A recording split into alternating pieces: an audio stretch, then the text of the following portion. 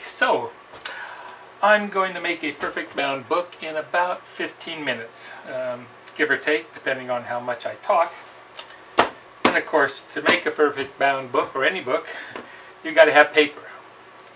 So, paper in my little press.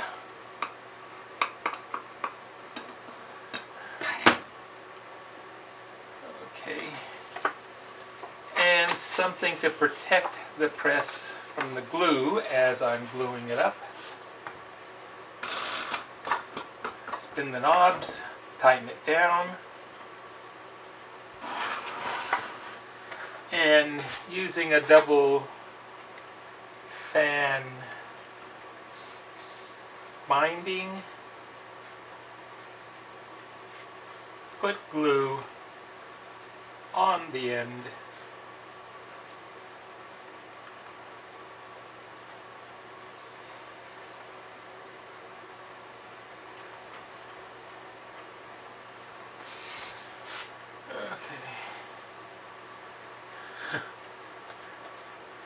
One of the things about making a book is the cost of paper. And so for this demonstration, or if what you're looking for is just to practice, this I got at Walmart. 150 sheets for 87 cents.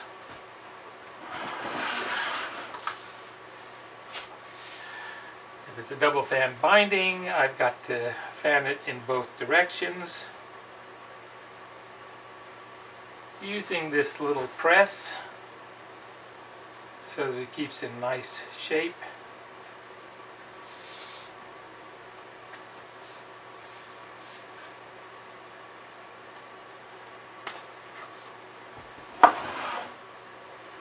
And then just sort of squeeze it together, a little bit of glue. This is just 2x4s, 2 pieces of 2x4.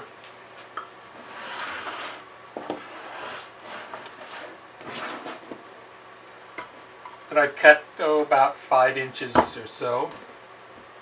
And now I'm going to loosen this up and let the paper slide down, and then tighten it up.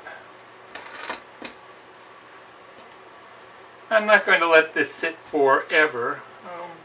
5, 10, 15 minutes while I do other kinds of things like paper. The paper I started off with I'd already cut down to 6 by 9 inches. This comes in sheets of 8 by 10.5. I've got a nice guillotine that was able to trim the paper down to the right size. If you don't have a guillotine, you can use this press and a chisel, and I have a YouTube video that shows how that's done if you have the press. If you don't have one of these presses, I also have a YouTube video on how to make one. Or if you're really rich, you can buy one for me for about $100, $150, depending on whether the boards are 1 inch or 1 inch and a half. So if you make one, especially if you use like plywood, you can save yourself about $100 or $150. Other things to do. You don't have to get paper that's 8.5 by 11. This is a ream of paper that is 7.25 by 10.5. You can also go and get paper that is 6 by 9 and already cut, that's 5.5 by 8.5. Or if you want to save money, because when you buy this paper that is a smaller size, it's way more expensive than getting a ream of paper that's 8.5 by 11. So what I'd recommend doing is buying the cheap paper. If you don't need it lined, if you just need regular unlined paper that you would put into your printer, get the 8.5 by 11 paper at Staples or someplace that sells paper and have them cut it to the size you want. Cut it to say, okay, I'm going to buy the paper 8.5 by 11. Please trim it so that I end up at 6 by 9, which is the size of the book I want. Or if you made it, you may want it 8 by 7 or 8.5 by 11 or whatever the size is. You can then have them cut it for just, I think it's only $1 or $2 for them for each cut, which is a whole lot cheaper than buying a ream of paper that is the size you want within limits. 7.25 by 10.5, 6 by 9, 5.5 by 8.5. Those are the common ones that I know about. Okay, so I'm talking because I'm giving this a little bit of time to set up. It's not going to be totally dry, but usually 5-10 minutes or so is all that it needs. Well, in addition to the paper, your text block, you also need some mull, which is just a piece of cheesecloth, cut to size, which is going to be about that size. And I make mine so that it overlaps the text on either side by about 1 inch. Fold it in half so that I know where the middle of it is. End papers. I have some 12 by 18 paper so that when I cut it in half, it ends up being 12 by 9. When I then take that, and this is just a little jig that I made, I fold it. I've now got papers that are 6 by 9. I'm not worried that this is going to fit exactly, because once I get my text block out of the press, I'll be able to adjust the height if it's off by a little bit. End papers. Mull. A little bit of backing strip. Now often you'll see people that take the paper and they'll fold it in half so they have 2 thicknesses of paper. I'll just get a heavier duty paper. This is like 100 pound for the backing strip. The other thing that you'll need is book cloth.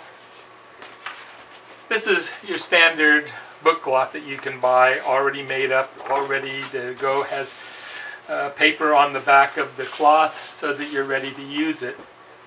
Or book cloth, except this book cloth is just a regular piece of cloth. It's 100% cotton, that I took some fusible bond, the stuff that you get if you're going into sewing, and just using regular iron, ironed this fusible bond onto the cloth, and now I have a perfectly usable book cloth. The type that I used was made by Pellon, but I think any of them will actually work. Or you can have a book cloth that is used with a piece of paper, and taking that and using some spray adhesive, that also makes a good book cloth. The problem with the spray adhesive is that it can be a little bit trickier making sure that when you lay that cloth down, you lay it down so that there's no wrinkles or bubbles in it. Another way to make a book cloth is canvas. You can get canvas that goes through your printer, which is what this is. I happen to have a wide carriage printer, so I can print out a canvas that is 13 by 19 without any problem. Usually what I'll need for a 6 by 9 is 10 3/4 by 6, 12, 11, 13 and a half by about 14 or so inches. You can still use the canvas in your printer if you make a smaller book. If you've got a book that's only about 7 inches high, then that'll go through your regular inkjet printer that will print out 8.5 by 11 or 8.5 by 14, and then you have a nice piece of canvas that you can use for your book. I think I'll just use this canvas today. The other thing that you'll need is book boards. These are your standard book boards. If you are a printmaker or have access to mat boards for a very small book, a single length of mat board will also work very nicely. Or if you've got a bigger, thicker book, 2 pieces of mat board glued together works very, very nicely, and it's about the same thickness as this Davy board that I'm using. Another option that's really inexpensive is cereal boxes. If you make cereal, 3 thicknesses of cereal boxes work very nicely for a book board, and they're free once you've eaten the cereal. The trick is which direction, because you want this to go upwards. Now, in a cereal box, for some reason, this is a size that bends more likely, and so your vertical axis on a cereal box is actually the sideways. So make sure that you've got the axis correct if you're going to use your cereal boxes. Okay. When I'm usually gluing, I use one of these little guys. It's a roller. This one comes from Sherline. I don't remember how much they are, but they aren't all that expensive. And I'd use it for a very large number of books, so they don't fall apart so quickly. Or brushes. These were the cheapest brushes. This was made by Pan Club. This is a creative arts brush, and they were less than $1 a piece.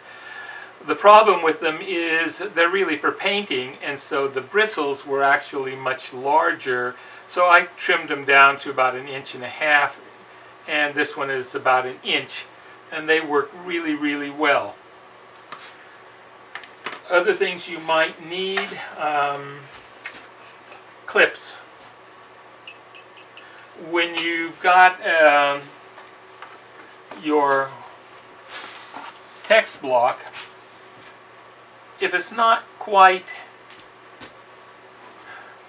flush, it's a little ragged on the edge. And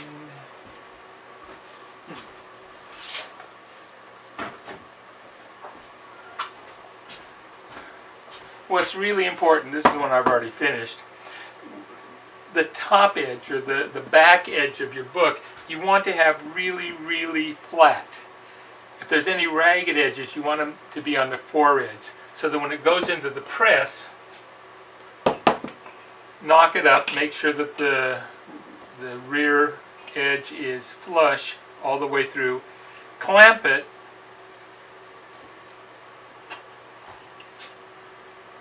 put another clip on.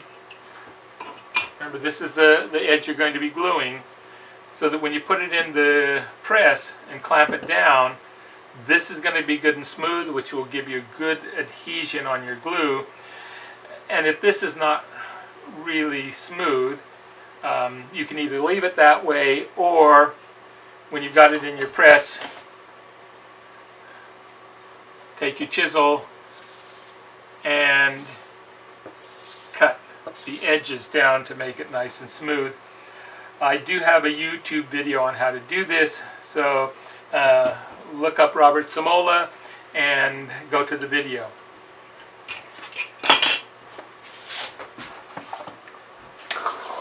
Okay, so While we're waiting for this to get all set up, let's prepare my cover. In this case, what I want to do is trim the edges.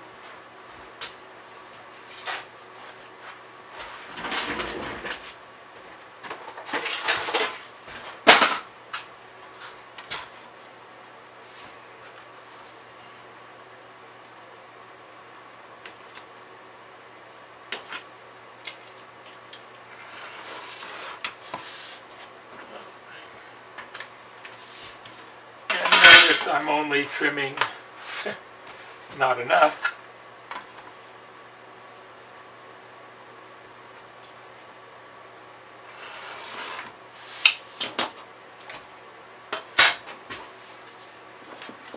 I'm only going to be trimming one side of this. Okay, so this will be the front side of the book, this will be the back side of the book.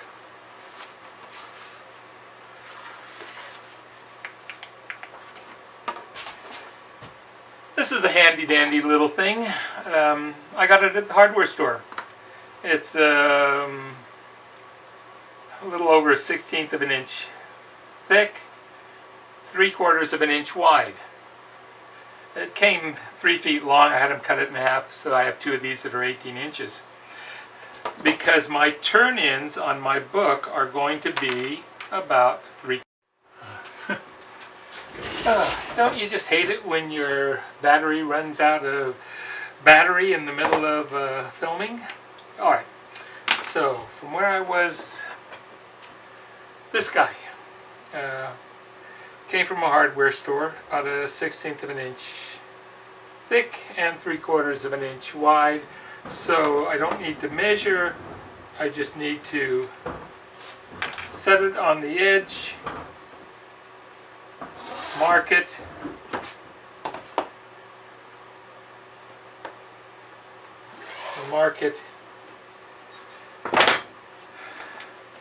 and then take my board, lay it in the corner,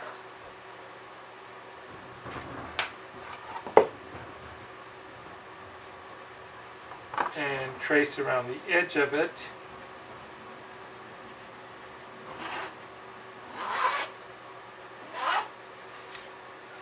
Now, my text block is 6 by 9, so my board is about 5 7/8 by 9 1/4.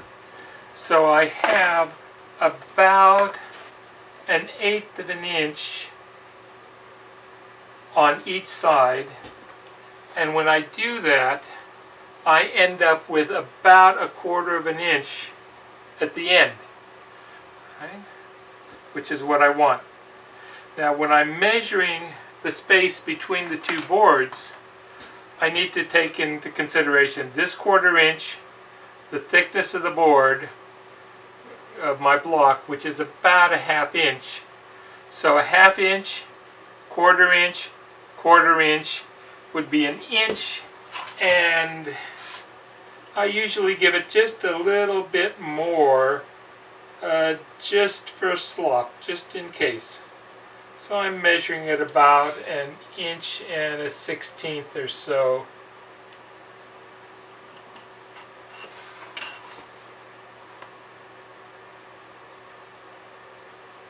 To make sure that it's going to work properly.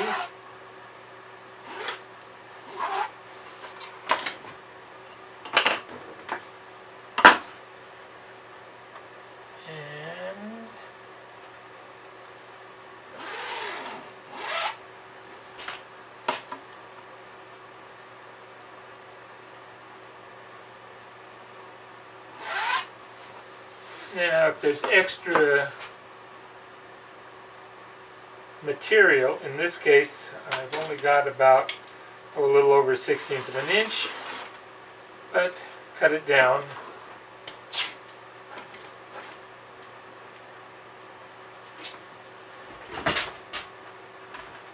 And this other side, I'm not going to cut quite yet.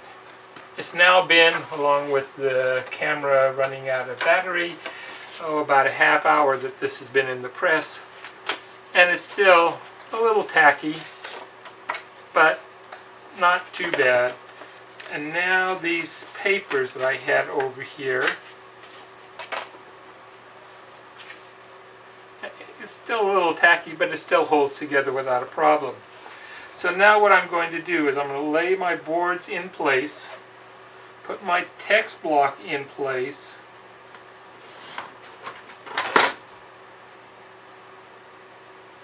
and now see how well I did on the measuring. This is long, so if I didn't measure it quite enough, I've still got a little extra there. So I'm laying that down, rubbing, making a crease in here so that I can see how close I am. And I'm off, here's my crease, I'm off another 1/16 of an inch. So when I cut the board, I want to cut it a little longer than I had originally thought.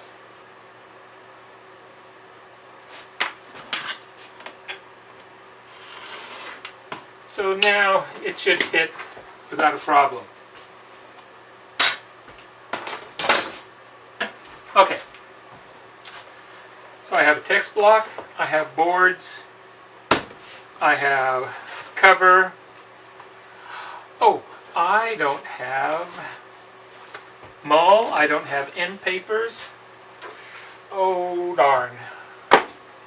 So, the easiest way to do this is I'm going to put these in place, and now I see that the length and the height is just a little off. My text block isn't quite 9 inches, but it's probably about 8 15/16 or so. So I'll simply cut these down just the littlest bit so that they will fit.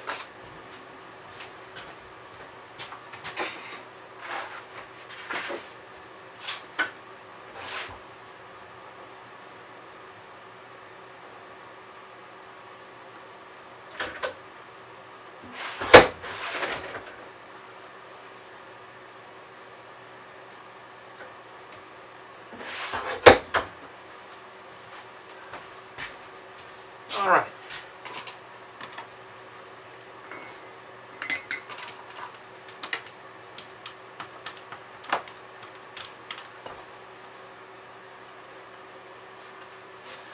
Some people use paper over the top of it, but since this is just a book for me, have to make sure that I put the end papers glued to the right side, to the back side, rather than the front side.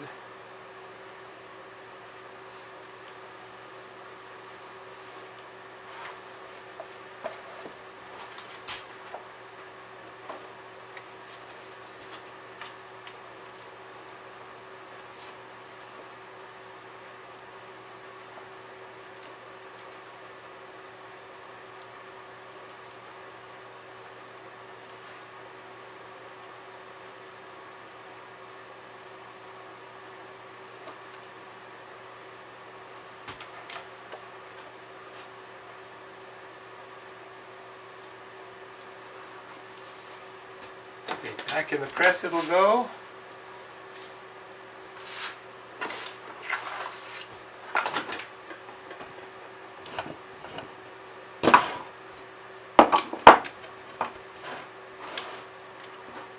Handy dandy blocks of wood.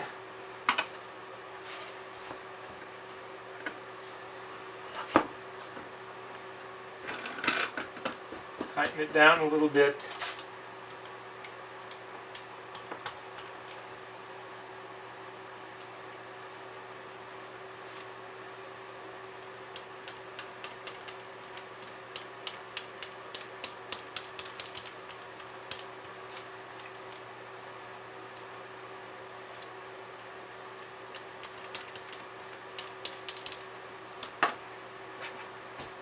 small.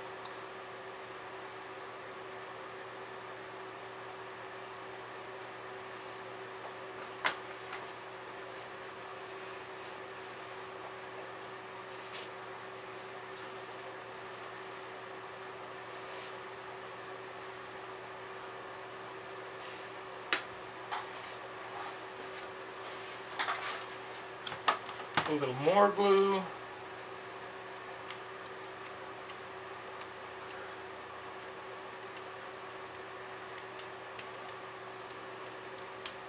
Spine stiffener, although I don't always use a spine stiffener, but since I have one,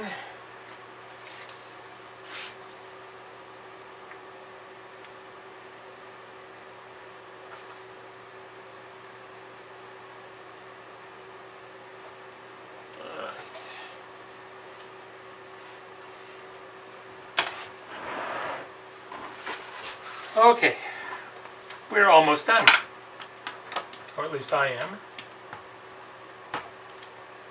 Now often people will glue directly onto the cover material, cover paper, but I've started doing this, gluing up the board itself, just to make sure that there isn't any glue that's going to seep in through my cover.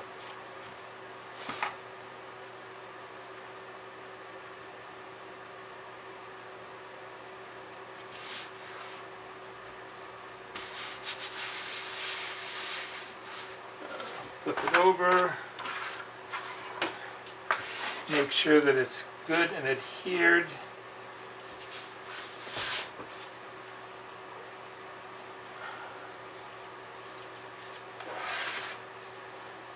Now you'll notice that there's a little bit of white area over here on the edge, on the trimming, and when that's not going to be a problem because the turn-in will then be covered by the end papers. Okay, now I've got that set up. I'm going to put this in place. Make sure I've got some space around on all sides of it. And then I'm going to mark. This is where the end of the text block goes.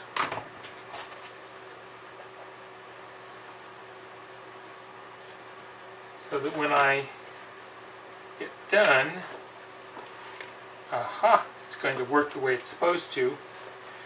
Now, I'm ready to start to glue the other side down, the other board. And it doesn't take a huge thick layer of glue. You do want to make sure that you have glue everywhere, especially around the edges, but you don't need huge dollops of glue.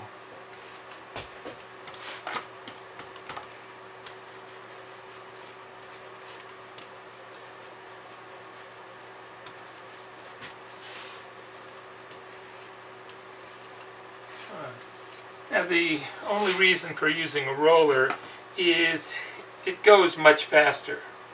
However, it takes much more time to clean up the roller than it does if I'm going to clean up using just a brush.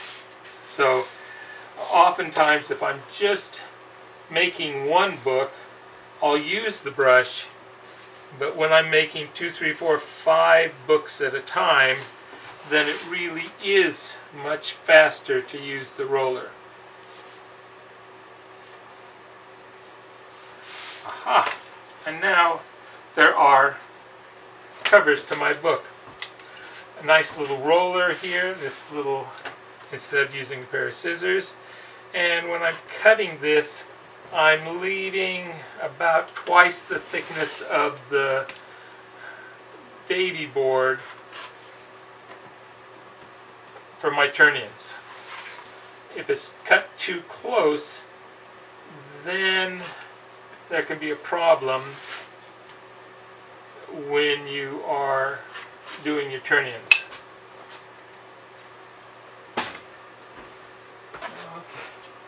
So, yes.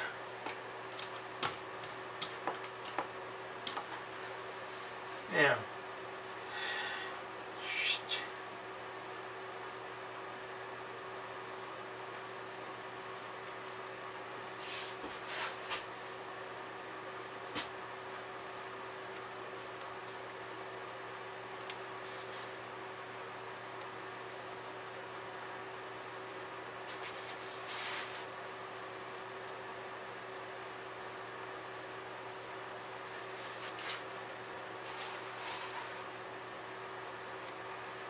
if you want to glue up the cover rather than the boards, put some paper underneath so that you don't end up with glue all over your table like I almost did. Then,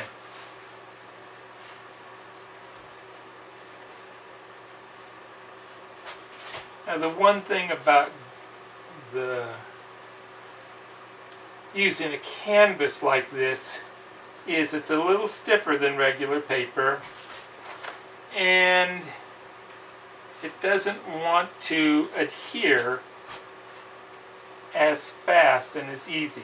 Often you let it sit for 30 seconds to a minute or so, and it'll actually glue better than if you try to glue your cover on just immediately.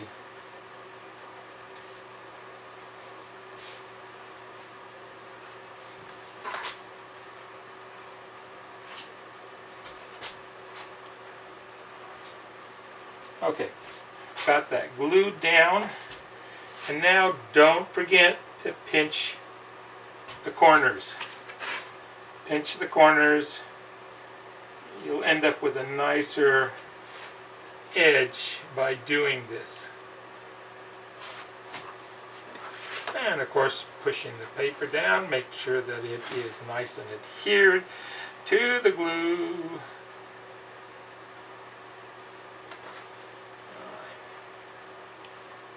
Now, just to make sure,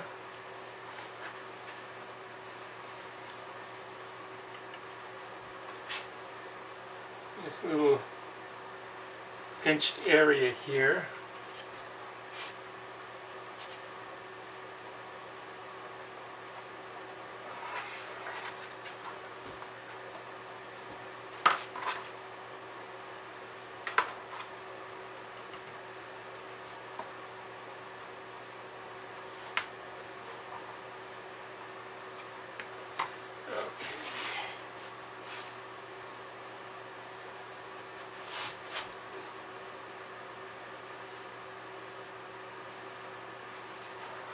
you can see this has been sitting for just a little bit of time, and it helps that you get a good adherence to the board.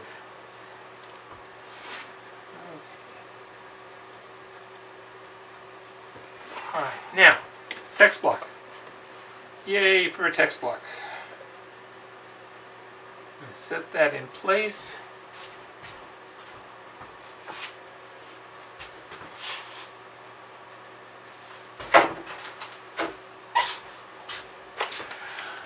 Don't throw away all your old catalogs. They make great waste paper.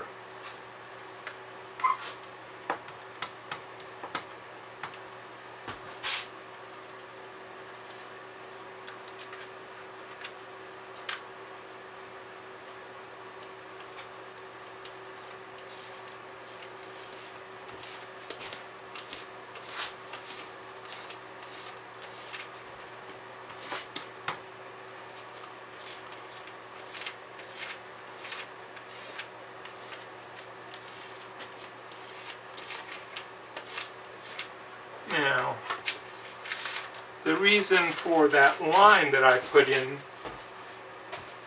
is that sometimes the text block will slide around a little bit as you're gluing it up. So you can set it back on the line, make sure it's where it's supposed to be, and then lay that down and make sure that it goes where it is supposed to go.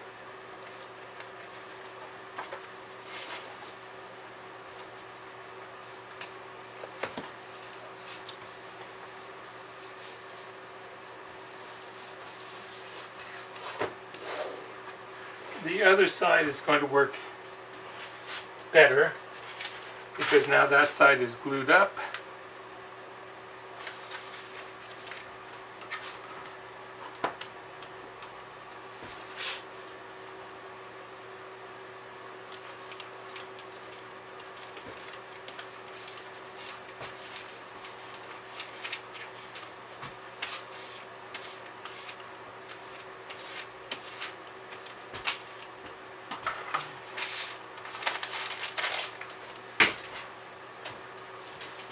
And your book is finished.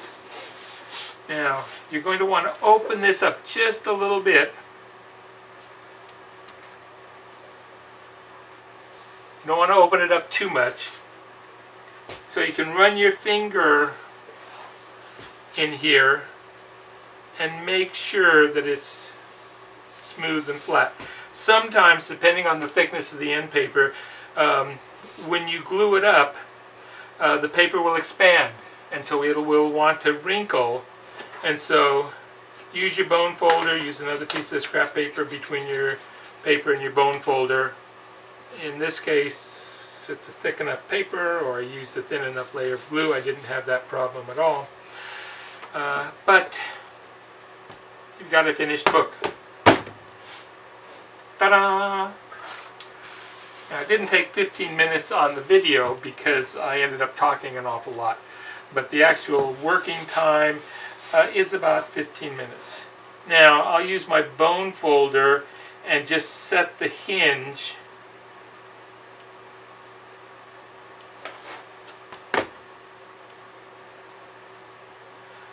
Some people use a dowel, a thin metal dowel. Will also work just fine.